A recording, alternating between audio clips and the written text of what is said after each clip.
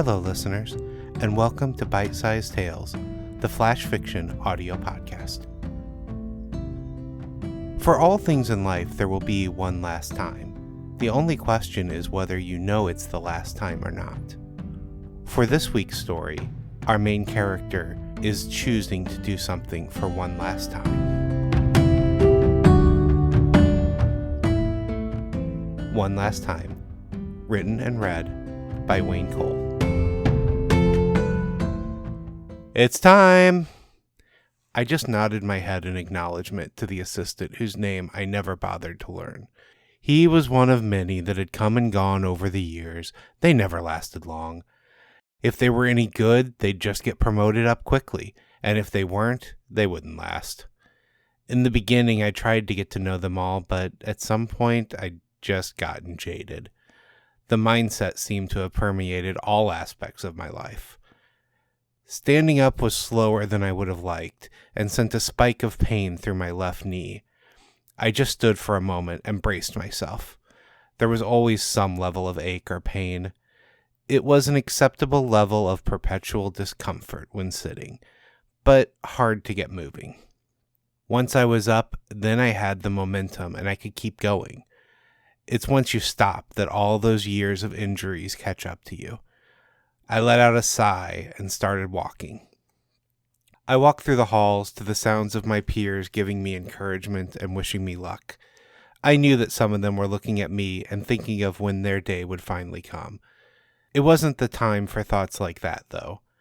I needed these last few moments to get into the zone. When I stepped out there, I had to be all in with no hesitation. Not committing and holding yourself back is the fastest way to get yourself or somebody else hurt. Standing there behind the curtains, I started bouncing back and forth between my legs, throwing a few punches in the air. It's a way to limber up a bit, but it also tests my pain levels. I needed to know what to expect. Adrenaline can do amazing things, including hiding your limits from you. This little ritual was my way to wake my body up and tell it to prepare for much worse. This is the final step before being on. My music hits, and I step through the curtain for what I know is the last time. I pause on the ramp for a moment and take it all in. First, your eyes have to adjust to the blinding light. Then the cheers or the boos hit you like a physical thing. You can feel it deep down in your stomach. I braced myself as my pyro went off. It was unnecessarily loud, but that was part of the image being projected. I could feel the heat coming off of it. Words cannot express what that moment feels like. Standing there on stage to a packed arena of cheering fans, it didn't matter how much pain I might be feeling. They were here for this, and I would not let them down.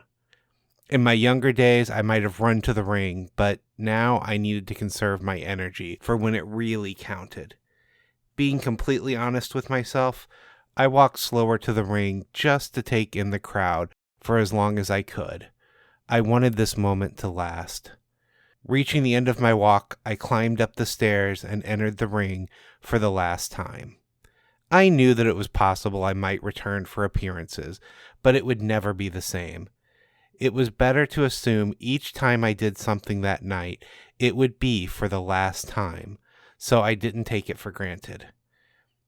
I leaned against the rope, stretching one final time before the match. Up-and-coming star John Ward waited in his corner, giving me all the time I needed. The kid was good, and I knew that I was going to rely on him pretty heavily in this match. With the ring of a bell, we were on. I started with a lockup in the center of the ring. It's a basic move where I put my left hand behind my opponent's head and they do the same with mine. The right hand grabs your opponent's elbow and pulls down on it. When done right, it looks like there's a struggle and shows one wrestler to be stronger than the other. It also serves as a great time to pass messages to each other. I whispered, "Shove, lockup, shove, flying lariat." Then I shoved him backwards. He sold the move by falling to the mat and bouncing back away from me. He oversold it a bit, but that was the style of the new guys. We locked up again right away, and I shoved him right back down. John ran to the far side of the ring, bounced off the ropes to gain momentum. Halfway to me, he leapt through the air and wrapped his arm around my neck, taking me off my feet and to the mat. The impact itself didn't hurt so much as shake my whole body, triggering every sore muscle and joint. He whispered as we hit, "Play to the crowd, surprise body slam." I lay there for a moment to give him time to prance around the ring, playing to the crowd. I got to my feet to a huge roar from the crowd. John stepped back into my chest and then turned around looking up at me. Before he had a chance to overplay his fear, I grabbed him and lifted him into the air, dropping him on his back. I slapped him twice on the chest lightly to indicate that he should dodge.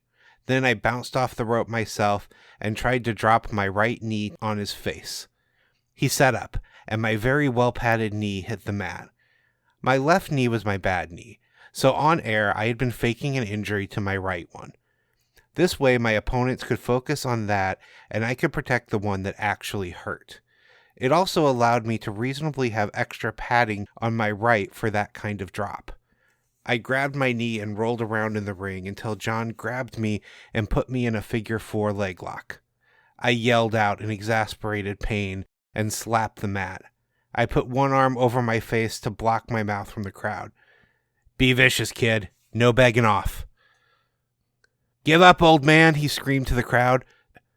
We were making his career, and he was going to get a huge push as long as we delivered. This was my last match, but it didn't mean I was done.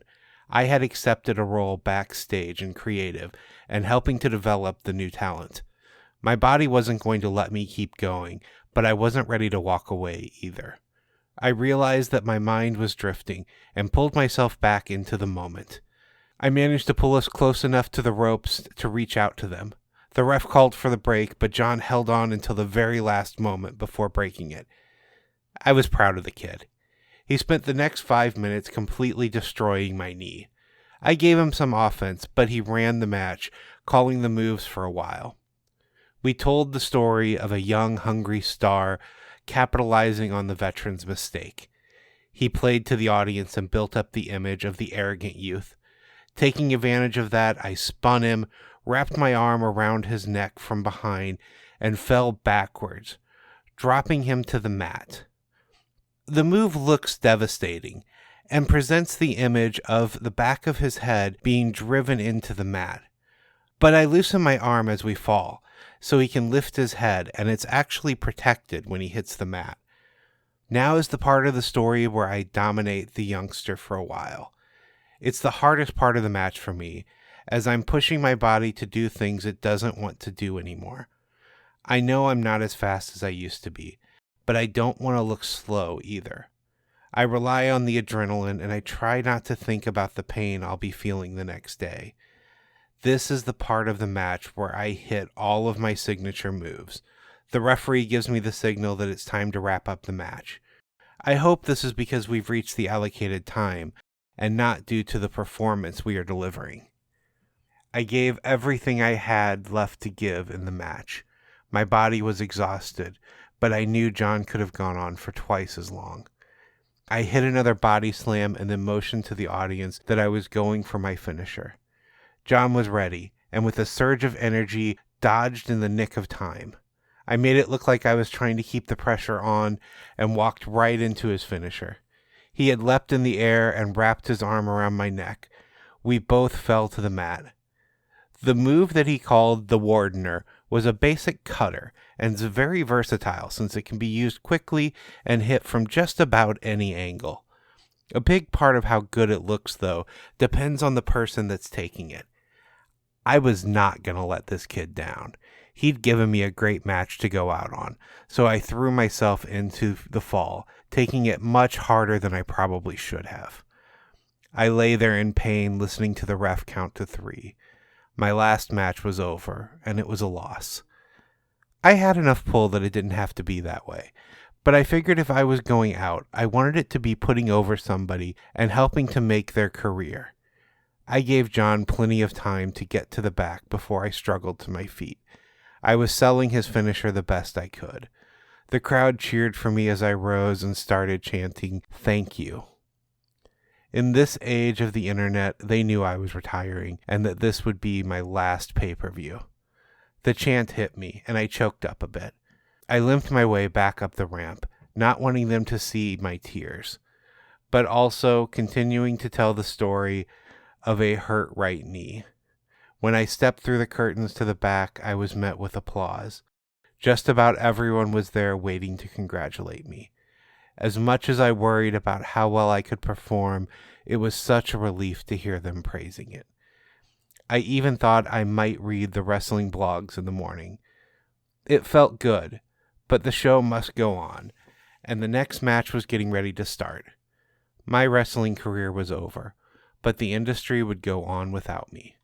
Only time would tell what my legacy would be.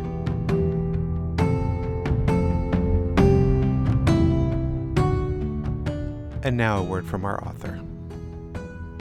As far back as I can remember, I have always loved professional wrestling. It's been a major part of a good portion of my life. I don't actively watch these days, but I am still fascinated by behind-the-scenes stories, especially tales from the years that I watched and history leading up to that. I've lost count of the biographies I've read and the documentaries I've watched on the subject. I do still, when I get a chance, go to see any live performances that I'm able to. It was some of those autobiographies, as well as my own acceptance of the aging process about myself, that led to this story. It's definitely out of the ordinary for me, since there's no element of science fiction or fantasy in it whatsoever. But it's a story that's meant a lot to me, and I hope you enjoyed it.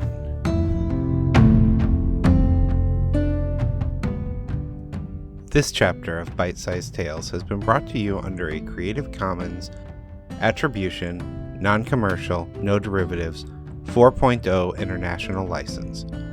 Intro and outro music is Fantasy Motion by Alexander Nakarada, provided under a Creative Commons 4.0 license. If you enjoyed what you heard today, we would greatly appreciate reviews and recommendations to your friends.